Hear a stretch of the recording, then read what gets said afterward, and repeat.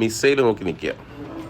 Missile കൂടിപ്പോയി കഴിഞ്ഞാൽ 4 വർഷം മുമ്പുള്ള കഥകളും കുറച്ച് പോലീസ് കേസുകളൊക്കെ ആയിരിക്കും. ചിരിച്ചോളൂ വേഗം ചിരിച്ചോളൂ, ഉടനെ കരയാനുള്ളതാ. സെൻട്രൽ സ്റ്റേഷനിൽ നിന്ന് നോൺ ബെയിലബിൾ ഓഫൻസ് ആണിത്. ചതിച്ചോ ദൈവമേ, അരിയും മുങ്ങി മണ്ണെണ്ണയും മുങ്ങി. ഹക്കീമിനെതിരെ എന്തിനാണ് ഭായി വേണ്ടാത്ത പണിക്ക് പോയത്?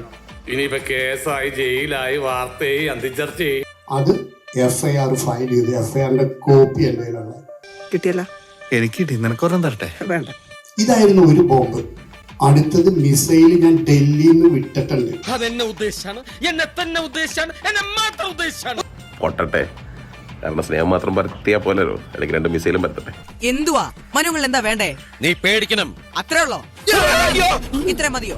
വേണ്ട വേണ്ട വേണ്ട. സുനിലോജിന്റെ മാനേജറായിട്ട് വർക്ക് ചെയ്യുന്ന ആൾക്കാരും സുനിലോജിന്റെ സപ്പോർട്ട് ചെയ്യുന്ന ആൾക്കാരും MDMA ഉപയോഗിക്കുന്നത് നമ്മൾ എവിടെ നിന്നും പറഞ്ഞിട്ടില്ല. അവർ ഉപയോഗിക്കുന്നത് കൊക്കൈനാണ്.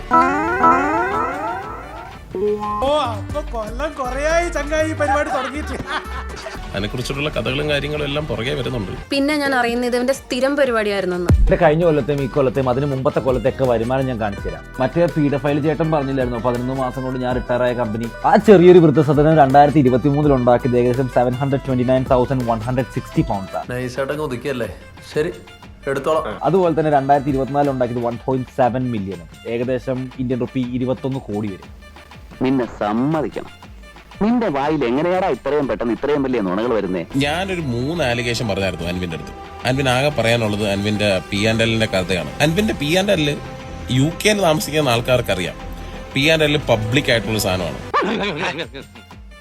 അത് പറഞ്ഞപ്പോ നീ എന്തിനാ ഞെട്ടിയത്? ഇവൻ ഒരു എക്സലിനകത്ത് ഞാൻ കാണിക്കട്ടെ, ഞാൻ എക്സൽ കാണിക്കട്ടെ. എനിക്കൊരു കമ്പനി ഉണ്ട്, 10 കോടിയാണ് എന്റെ കമ്പനിയുടെ പ്രോഫിറ്റ് എന്ന് ഞാൻ കാണിക്കട്ടെ.